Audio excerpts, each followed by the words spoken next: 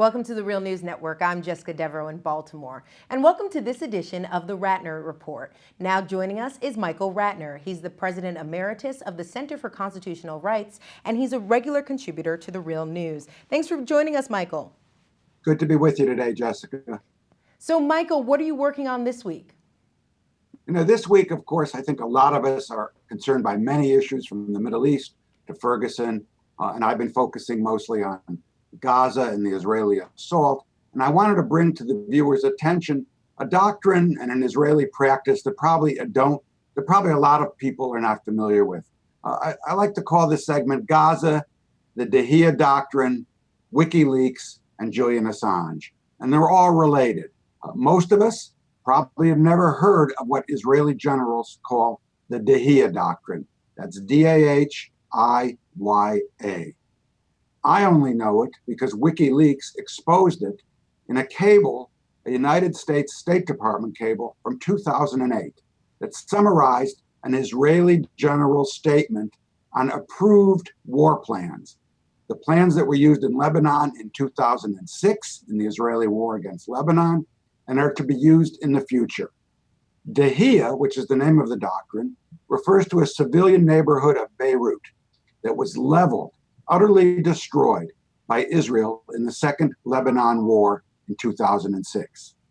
In Israel's war planning, the Dahiya Doctrine refers to Israel's intentional and massive killing of civilians and destruction of civilian villages. The intentional, disproportionate use of force constituting collective punishment of a population. The Dahiya plan leaves no doubt, none, that it involves the knowing and intentional commission and carrying out of war crimes. The killing of civilians and destroying civilian infrastructure, whether in Lebanon then or Gaza today, is no mistake. It's on purpose, a purpose that is flagrantly illegal under the Geneva Conventions. Israeli soldiers, Israeli leaders, Israeli generals could be tried for the crimes that the Germans were tried for in Nuremberg, for carrying out the intentional killing of civilians, destruction of civilian infrastructure. When you look at the continued war and devastation in Gaza today, we are seeing the manifestation of the Dahiya Doctrine. It's carried out to its barbaric extreme. Israel attacks Gaza from the air, the sea, and the ground with a force that is meant to obliterate civilians and destroy Gaza. It's carrying out the Dahiya plan. The figures are astoundingly awful. These are from the Palestine Committee on Human Rights in Gaza. 2,086 Palestinians killed as of August 21. 75% civilians. That's 1,602 out of those 2,000 killed were civilians. 1 out of every 1,000 people in Gaza. Almost 25% of them were children. Almost 494. People should be screaming about this. 10,000 wounded, mostly civilians. 1 out of every 200 people in Gaza. And this, just today from the United Nations, 350,000 people displaced out of their homes, homeless in what was already an outdoor refugee camp. UN spokesperson Pernilla Ironside said that it was going to take 18 years to rebuild the housing in Gaza.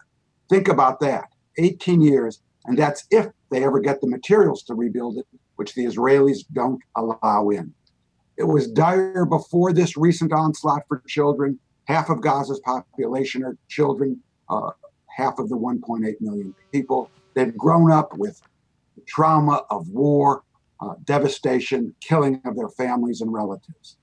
The purpose, of course, of what Israel is doing is to try and end resistance to the occupation. You can see by the fact they've had to go to war every few years against the people of Gaza and other occupied territories that the resistance will not stop.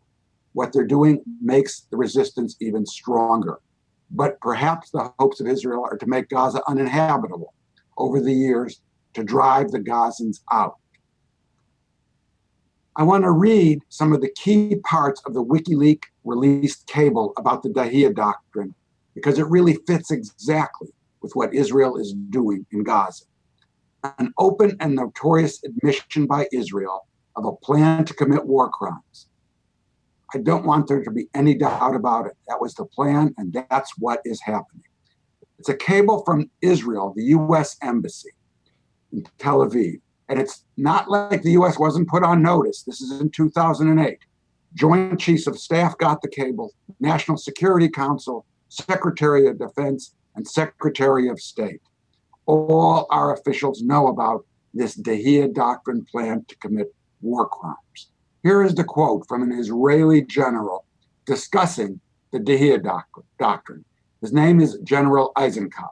He labeled an Israeli response to resumed conflict the Dahiya Doctrine, in reference to the leveled Dahiya quarter in Beirut during the Second Lebanon War in 2006. Eisenkot, the general, made very clear this is not a recommendation of what Israel should do, but an already approved plan to use disproportionate force. From the Israeli perspective, he says, these are not civilian villages, they are military bases. But of course, that's a complete falsification. They're civilian villages, and the plan is completely and utterly illegal. It's an admission of a clear war crime, disproportionate. That is the plan, and that is the plan carried out as we speak now by Israel in Gaza. The question is, how can the world stand by? How can the U.S. and our Congress continue to fund a government that openly admits it will commit war crimes and is committing them? By doing so, there's no doubt U.S. is aiding and abetting war crimes. U.S. Congress, by continuing to fund that war and to fund Israel, is itself aiding and abetting war crimes. It's not hidden. We can't say we did not know. Finally, what of Julian Assange and WikiLeaks, who gave us this incredible and valuable information? If you want to understand why the U.S. has gone after Julian Assange and WikiLeaks, it's because of exposures of government criminality like this. Julian Assange remains in the Ecuador embassy in London, 2 years since the grant of asylum by Ecuador. Why? Why? Because the U.S. is still the bear in the room. The U.S. is still openly investigating Julian Assange and WikiLeaks under its criminal division and its national security division. They said so in legal papers filed with courts. The other day, Julian Assange, in an interview at the embassy, said he would be leaving soon. Some people called me and said, Michael, is he just walking out? The answer is no. The U.S. still says that Julian Assange is subject to arrest if he leaves the embassy. But there have been positive changes that make us hopeful that he can get to Ecuador soon in the exercise of his right to asylum. First, there was a change in the UK law on extradition. No longer would Julian Assange be ordered extradited to Sweden if he were to appear before an English court today. But the British refused to apply that new law to Julian Assange. What they look to me is like utterly vindictive. Why aren't they applying the new law to Julian Assange? No one else would be extradited under the circumstances Julian Assange was. Allegations, not charges, but for some reason they remain adamant about extraditing Julian Assange to Sweden, which I believe, is a one-way ticket to prosecution and a prison in the United States. In Sweden, Julian Assange's lawyers have filed a lawsuit on the failure to question Julian Assange after 4 years. 59 legal organizations have filed complaints against the Swedish judicial system in the UN, calling really that system almost medieval in its so-called justice system. So we are hopeful. And if there is justice, and I think there is, if we fight for it, Julian will be free. And Israeli generals carrying out the Dahiya Doctrine, those officials will be in the dock, not Julian Assange. All right, Michael Ratner, thank you so much for joining us. Thank you for having me on The Real News. And thank you for joining us on The Real News Network.